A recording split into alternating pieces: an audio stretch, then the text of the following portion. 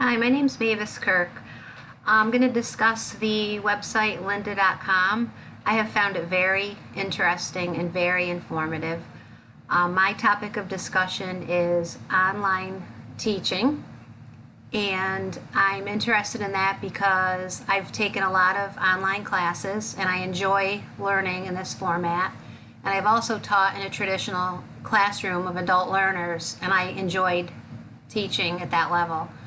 So once I realized that there's a lot of need for online teachers, I decided I would like the opportunity to do that.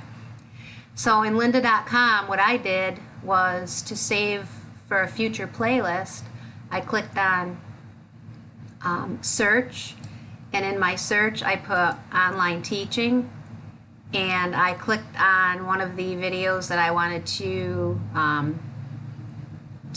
save, and say I clicked teaching with technology, and I clicked to save that.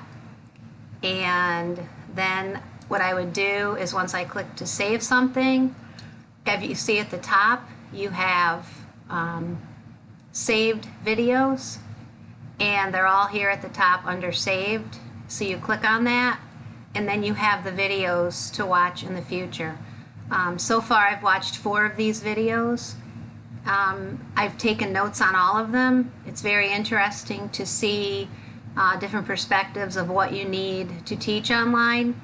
There's one on skills, there's one on the use of technology, there's one on engaging students with technology, and this one is going to take a little bit longer, so I'm going to watch this over the rest of the course, Learning to Teach Online. It's 2 hours, 5 minutes.